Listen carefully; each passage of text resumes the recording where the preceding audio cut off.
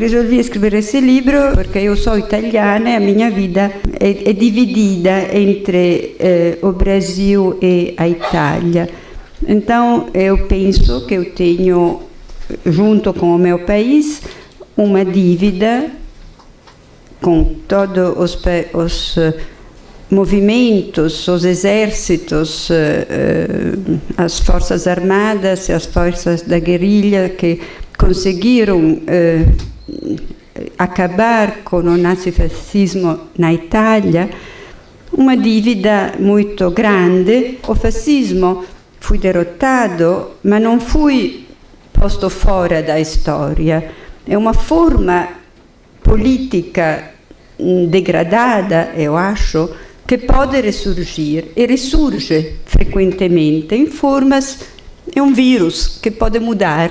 A viagem na Itália dos soldados da FEB deu a impressão para esse pessoal que a Itália, quer dizer, aquela Europa que eles não sabiam bem o que era um pouco mítica, era um monte de ruínas, o que na verdade era, com uma população morta de fome, e isso também tinha guerra, mas além disso, com um nível moral abaixo de zero, com uma população, isso volta muitas vezes, muito frequentemente disposta a qualquer coisa para comida, para cigarro. Então é interessante que essa viagem na Itália de brasileiros que chegam do outro lado do mundo dá uma imagem da Itália, da Europa, absolutamente de baixo nível e de muito inferior daquela que era a percepção do país deles. Então, eu queria muito publicar esse livro na Itália, porque, vocês sabem, europeus sempre pensam de ter razão, de ser muito bonitos, nem sempre assim, nem a imagem deles sempre dá esse resultado. Mas a presença de tropas, que vamos dizer, vou chamar assim, de segundo escalão, brasileiros, neozelandeses, sul-africanos, tinha mais.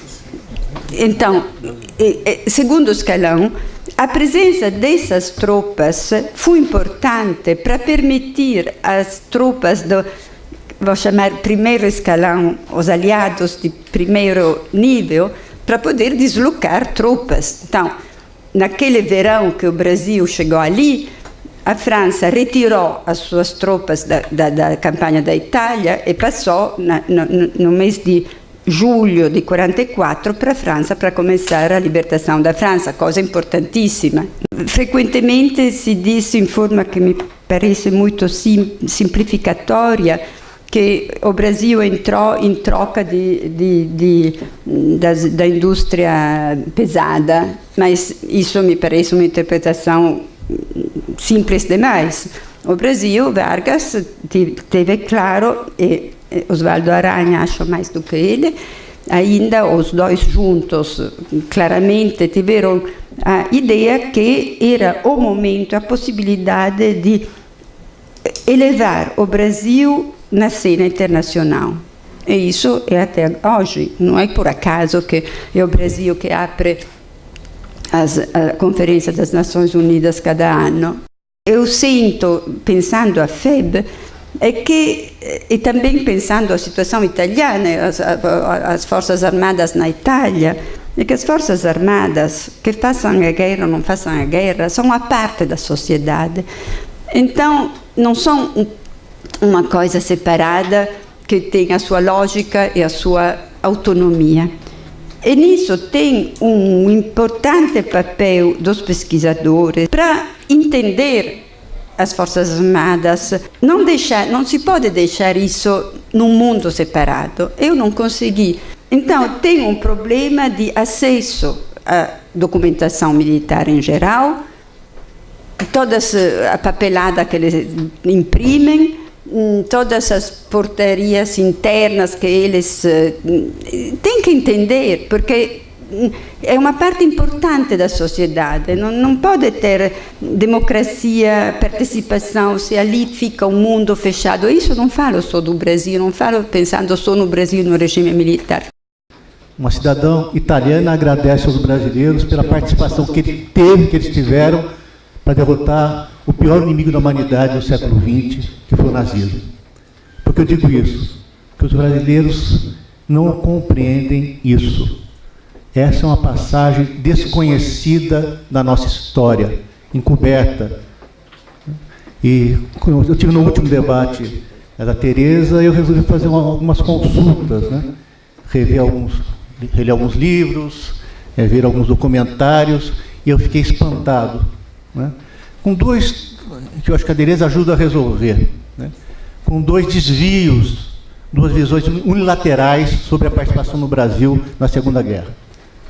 Uma que a Tereza já falou aqui, que é uma certa construção idealizada, romantizada, heroicizada e pouco crítica, né, à nossa participação, né, geralmente produzida por oficiais das Forças Armadas, que ao fazer a leitura, fizeram uma determinada leitura, na minha opinião, unilateral, que menospreza, por exemplo, um capítulo inteiro, que é a participação dos guerrilheiros dirigidos pelo Partido Comunista na Itália.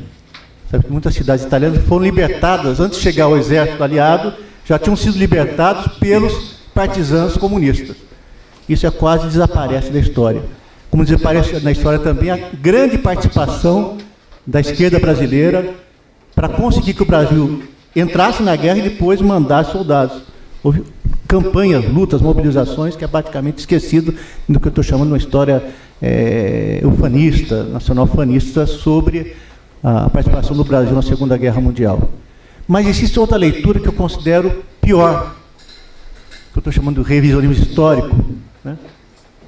Revisionismo, no caso europeu, é a negação, por exemplo, dos campos de concentração na Europa, né? A extrema-direita construiu um revisionismo histórico que inocenta o nazifascismo.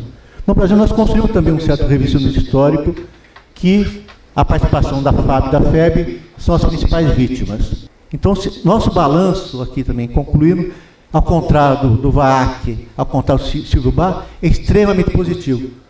Os pracinhas brasileiros, né, aí eu sei que eu não gosto do termo, são, na minha opinião, heróis, né, numa pequena frente, em condições de ficar pensando aquela massa de soldados vindos do Nordeste, do Norte do país, enfrentar temperaturas de 20 graus abaixo de zero, que foi um dos invernos mais frios da Europa. 2015 se colocou como um ano de 70 anos da Segunda Guerra Mundial. E eu que dou aula na universidade, parecia que isso não existiu no cotidiano do Brasil. Aliás, eu acho que a gente tem muito pouca autoestima, é impressionante. A gente tem a tendência de esculhambar com tudo. E não vamos deixar também de falar que a FEB também teve seus problemas, suas críticas.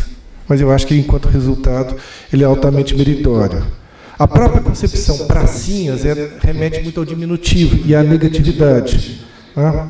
Mas eu acho que nós temos, sim, que resgatar esse momento, até porque tem poucos vivos ainda. Eu tive a oportunidade de conhecer alguns. Um deles, uma das pessoas mais extraordinárias que eu conheci, foi o brigadeiro Rui Moreira Lima, que evidentemente é um aspecto que a Tereza não lida, mas tem que ser visto nesse conjunto. E o brigadeiro, eu me lembro de uma das passagens, né? Ele falava assim: Paulo, a guerra, e fala com palavrão, é a pior coisa que tem. Mas eu tenho orgulho, eu fiz a boa guerra. Eu lutei do lado certo. Mas esses relatos desses combatentes que o livro traz, né, sem dúvida nenhuma, emocionante, né? Agora, evidentemente, isso nos auxilia a entender essa discussão ideológica que se pauta em de negar, por exemplo, o papel da esquerda na FEB, da democratização. Esse é um dado importante. Tanto é que a FEB foi desmobilizada fundamentalmente na Itália. É algo que, inclusive, os trabalhos do Francisco mostram muito bem, né, o que os febianos passaram depois. Né? As associações de ex-combatentes, inclusive, surgiram muito em função disso. Ou seja, deles lutarem por direitos, porque eles não tinham nem dinheiro para voltar para casa. O Brasil entrou na guerra depois de sofrer pesadas baixas. Foram mais de 2.000 mortos nos ataques dos submarinos alemães e italianos, né? E foram mais de 35 navios brasileiros nas costas brasileiras ou que estavam navegando pelas águas internacionais que foram atacados. Só depois disso é que o Brasil entrou na guerra. Então, havia motivo real, além de todas as considerações políticas, econômicas, institucionais, havia motivo concreto, né? Eu acho que até demorou bastante para o Brasil entrar na guerra. A maioria dos brasileiros não tem ideia de que o Brasil participou da Segunda Guerra e da importância que teve a participação dele do ponto de vista de que foi o único país latino-americano que foi lutar na Itália. Nenhum outro país foi.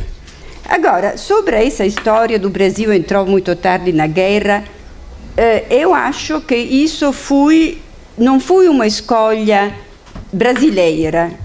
Teve que tratar com os Estados Unidos. Os Estados Unidos não queriam que o Brasil entrasse fisicamente na guerra.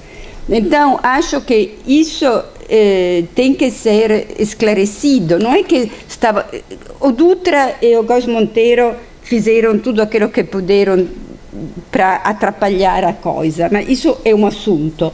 Mas o problema de não ter ido antes à guerra é que os Estados Unidos não puseram à disposição antes os navios, porque não podia ir para lá nadando, isso é claro. Essa noite, a palavra que voltou muitas vezes e sobre a qual eu, nesse período, estou refletindo muito, é a palavra autoestima. Então, o drama desse país, que quebrou muitas coisas, foi a escravidão, obviamente. E a autoestima é o ponto central para ir para frente. Autoestima, cada um, cada estudante, cada pessoa, cada pobre, cada rico. E isso me parece um dos nós culturais mais complicados e dolorosos também. Então, agradeço muito, eu tive o privilégio de dividir a minha vida entre Itália e Brasil.